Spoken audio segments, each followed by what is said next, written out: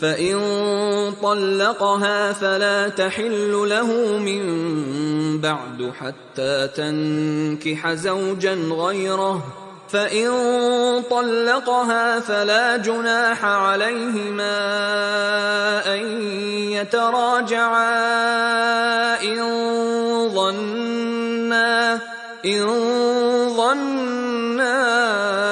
أَن يُقِيمَا حُدُودَ اللَّهِ وَتِلْكَ حُدُودُ اللَّهِ يُبَيِّنُهَا لِقَوْمٍ يَعْلَمُونَ فَإِن طَلَّقَهَا فَلَا تَحِلُّ لَهُ مِن بَعْدُ حَتَّى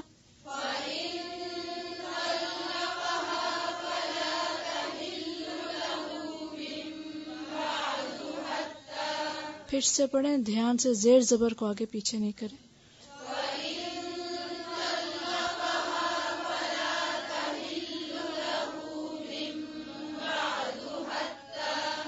حَتَّى تَنكِحَ زَوْجًا غَيْرَهُ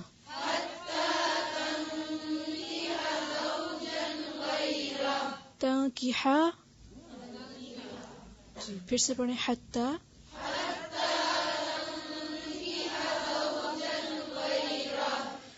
فَإِن طَلَّقَهَا فَلَا جُنَاحَ عَلَيْهِمَا أَن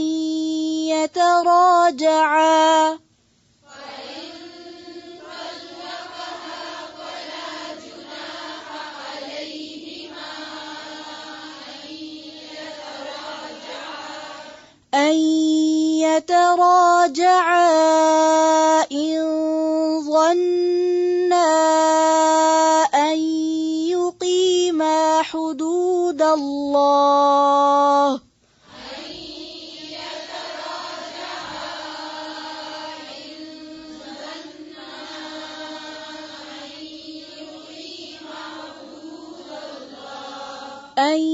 يُقِيمَا حُدُودَ اللَّهِ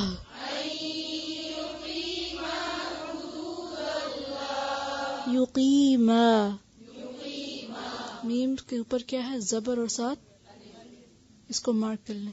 پھر سے پڑھیں ان یقیما.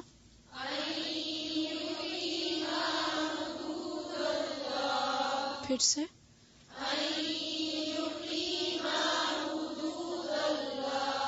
وَتِلْكَ حُدُودُ اللَّهِ يُبَيِّنُهَا لِقَوْمٍ يَعْلَمُونَ.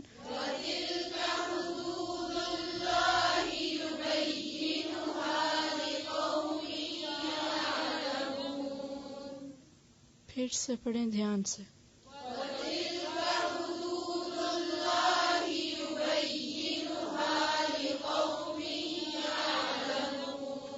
پھر سے زیر زبر کو بھی دھیان سے.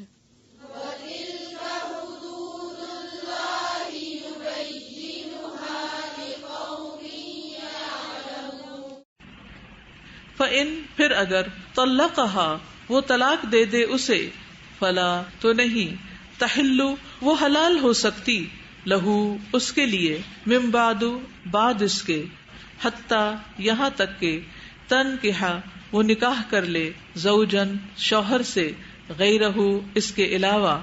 فَإِن، پھر اگر طَلَّقَهَا، وہ طلاق دے دے اسے، فلا، تو نہیں، جناح، کوئی گناہ، علیہما، ان دونوں پر، ان، یہ کہ، یتراجع، وہ باہم رجوع کر لیں، ان، اگر، ظنّا، وہ دونوں سمجھیں، ان، کہ، یقیما، وہ دونوں قائم رکھیں گے، حدودا، حدود کو، اللہ، اللہ کی، وتلکا، اور یہ، حدود، حدود ہیں، اللہ، اللہ کی، یبینھا، وہ واضح کرتا ہے انہیں، لقوم، ان لوگوں کے لیے، یعلمون، جو علم رکھتے ہیں. فَإِن طَلَّقَهَا، پھر اگر اس نے اس کو طلاق دے دی. کس نے؟ مرد نے عورت کو. کون سی طلاق ہے یہاں؟ تیسری طلاق، یعنی طلاق بائن. فلا تحل لہ، اب عورت اس کے لیے حلال نہیں ہوگی، من بعد، اس کے بعد. تیسری طلاق کے بعد نہ رجوع ہے نہ نکاح ہے. ٹھیک ہے. پہلی طلاق کے بعد رجوع بھی ہو سکتا ہے اور مدت ختم ہو جائے تو نکاح بھی ہو سکتا ہے. دوسری طلاق کے بعد بھی رجوع ہو سکتا ہے عدت کے اندر اور دوبارہ بھی نکاح ہو سکتا ہے عدت کے بعد. تیسری طلاق کے بعد نہ رجوع ہو سکتا ہے اور نہ ہی نکاح ہو سکتا ہے. تو وہ عورت اس کے لیے حلال نہیں ہوگی اس کے بعد حتی تنکح زوجن غیرہ، یہاں تک کہ وہ عورت کسی اور مرد سے نکاح کرے. اس کو کیا کہا جاتا ہے؟ حلالہ. لیکن یاد رکھیے کہ حلالہ کرنا اور کرانا سخت ناپسندیدہ ہے اور ایسا کرنے والے پر لعنت کی گئی. کس پہ لعنت کی گئی؟ کرنے والے اور کرانے والے پر. یعنی جس کے لیے کیا جائے یعنی شوہر، اور جو عورت اس نیت سے نکاح کر رہی ہے. اب آپ دیکھیے کہ حلالہ جو ہے وہ کیوں منع ہے اور اتنا ناپسندیدہ کیوں ہے؟ اس کی بنیادی وجہ کیا ہے؟ حلالہ کا مطلب سمجھتے ہیں آپ کہ نہیں سمجھتے؟ کیا ہوتا ہے حلالہ؟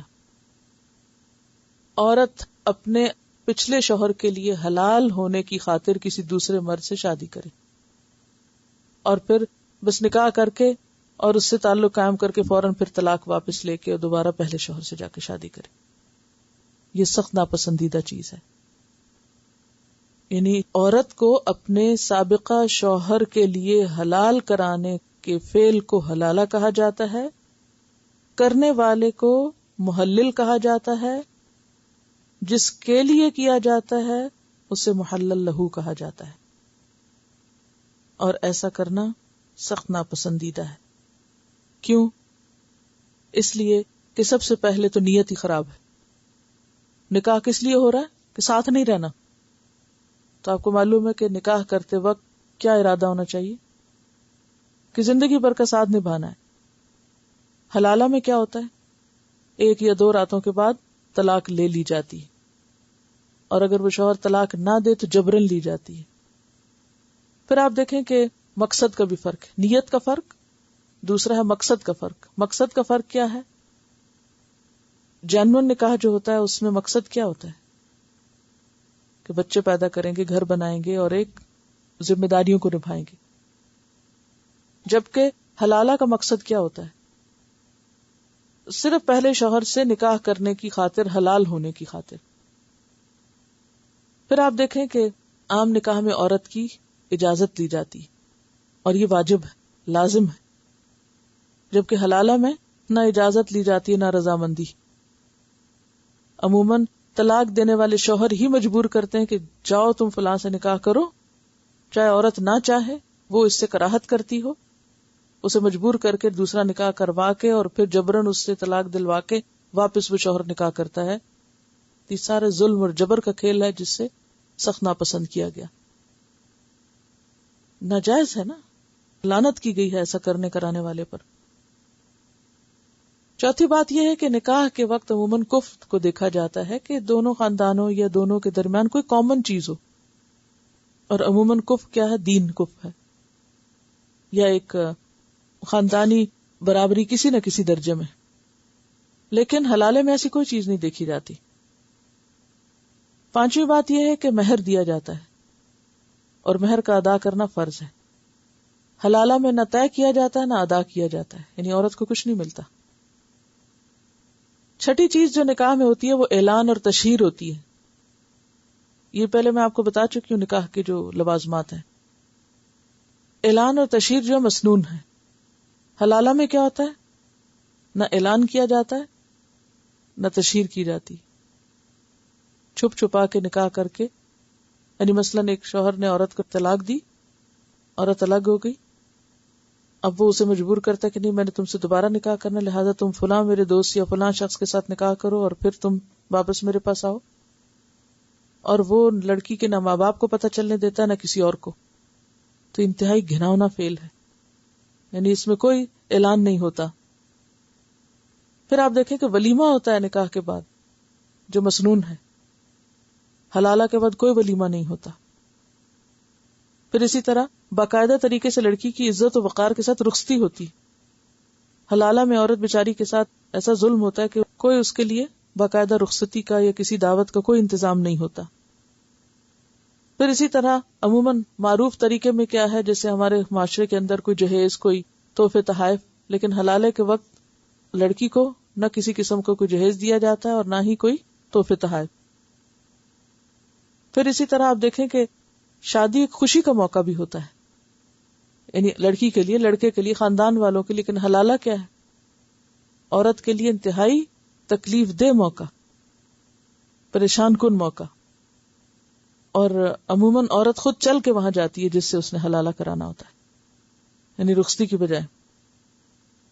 پھر اسی طرح نکاح کے اوپر مبارکباد دینا مسنون ہے، حلالے پر کون مبارک دیتا ہے؟ پھر اسی طرح عموماً یہ ہے کہ دلہن کو تیار کیا جاتا ہے، جو معروف طریقہ ہے. حلالہ کے لیے عموماً اس کا کوئی اہتمام نہیں ہوتا.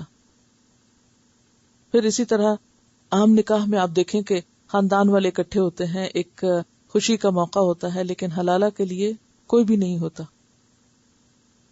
پھر اسی طرح نکاح میں نان نفقہ مرد کے ذمے ہوتا ہے. نکاح کے بعد نان نفقہ کس کو دینا ہوتا ہے؟ مرد کو. لیکن حلالے میں اس کو پے کیا جاتا ہے جس سے نکاح کیا جاتا ہے. یعنی کتنی قباحتیں، کتنی خرابیاں ہیں. اور یہ خرابی کہاں سے شروع ہوئی؟ ایک وقت میں 3 طلاقیں دینے سے، مکروہ اور ناجائز طریقے پر. کیونکہ اس کی ضرورت ہی پیش نہیں آ سکتی حلالے کی اگر کوئی سنت کے مطابق طلاق دے. اور سنت کے مطابق طلاق کیا ہے؟ طہر میں، پیریڈز میں بھی نہیں، طہر میں، اس طہر میں جس میں شوہر اور بیوی باہم جسمانی طور پر نہ ملے ہوں، اس طہر میں طلاق دی جائے گی. اور پھر اس کے لیے مدت کتنی ہے؟ 3 ماہ کی عدت گزارے. اور عدت کہاں گزارے گی عورت؟ شوہر کے گھر میں گزارے گی تاکہ شوہر رجوع کر سکے. ہو سکتا دل پھر مائل ہو جائے. اجازت نہیں ہے کہ طلاق کے فوراً بعد عورت کو گھر سے نکالا جائے، یہ بھی ایک جرم ہے. تو اب آپ خود سوچیں کہ اسلام میں اگرچہ طلاق ناپسندیدہ ہے، لیکن ایک رخصت ہے کہ بہت مشکل میں پڑ جائے تو انسان کے لیے کوئی وے آؤٹ ہو. لیکن اس کے ساتھ کئی ایک شرائط ہیں. جائز ہے ہی نہیں، جائز نہیں ہے. یہ تو خود ہی لوگوں نے ایک بس وہ ہیلا کیا نا. پہلے ایک غلطی کی، ایک وقت میں 3 طلاقیں دی، اب اس پر عورت کو ایک شدید صدمہ پہنچایا. دیکھیں نا، اچھا بھلا ہنستا بستا گھر ایک چھوٹی سی بات سے کہ مثلا کھانے میں نمک زیادہ ہو گیا، اس پہ اتنی بات بڑی، اتنا غصہ آیا، ایک نے کچھ کہا، دوسرے نے 2 سنائی، تیسرے نے وہ چیخ پکار مار داڑ شروع ہوئی، اور اس کے بعد کھڑے کھڑے کہا تم کو 1000 طلاقیں، نکل جو یہاں سے، دھکا دے کے گھر سے باہر نکال دی. ایک چھوٹی سی بات پر عورت کو اتنے بڑے صدمے سے گزرنا پڑا. پھر اس کے بعد یہ کہ وہ ابھی 3 مہینے بمشکل سنبھلی نہیں کہ اب اس کو مزید پریشرائز کیا جا رہا ہے کہ اب تم فلاں سے جا کے نکاح کر کے تو پھر واپس آؤ. اور عورت بیچاری کس کے ہاتھوں؟ مامتا کے ہاتھوں عموماً مجبور ہوتی ہے کہ میرے بچے ہیں، میں کچھ بھی کر گزروں گی ان کی خاطر. تو یہاں یہ نہیں کہا جا رہا اس آیت میں کہ پھر وہ ایسا کرے، حلالہ کرے جا کے. یہ تو یہ بتایا جا رہا ہے کہ ہاں ایسی عورت ہمیشہ کے لیے حرام ہو جاتی، اللہ یہ کہ اس کے نکاح کہیں اور ہو گیا، پھر وہ شخص فوت ہو گیا یا اس نے طلاق دے دی، تو پھر گنجائش ہو سکتی کہ پہلے شوہر سے دوبارہ نکاح کر لے. یہ تو ایک صرف رخصت بتائی جا رہی ہے کہ ہاں یہ صورت ایک موجود ہے طلاق بائن کے بعد، تیسری طلاق کے بعد پھر واپس لوٹنے کی. اس کا یہ مطلب نہیں کہ انسان جان بوجھ کے یہ کام شروع کر دے. فَإِن طَلَّقَهَا فَلَا جُنَاحَ عَلَيْهِمَا أَن يَتَرَاجَعَا. دوسرا شوہر اگر خود طلاق دے، جبری طلاق نہ دلوائی جائے، تو پھر کوئی حرج نہیں کہ وہ دونوں آپس میں رجوع کر لیں. اور پھر رجوع میں دوبارہ یہ دیکھنا ہوگا کیا؟ ان ظنا ان یقیما حدود اللہ. پھر وہی لڑائیاں کرنی ہیں تو اس سے بہتر الگ ہی رہو. وتلک حدود اللہ، اور یہ اللہ کی حدود ہیں. یبینھا لقوم یعلمون، ان کو وہ ایسی قوم کے لیے بیان کرتا ہے، ایسے لوگوں کے لیے بیان کرتا ہے جو جانتے ہوں، جن کو علم ہو. یعنی کہنے کا مطلب یہاں کیا ہے، خلاصہ کیا ہے اس بات کا، کہ انسان نکاح اور طلاق دونوں میں حدود اللہ کا خیال رکھے، ان کو پامال نہ کرے.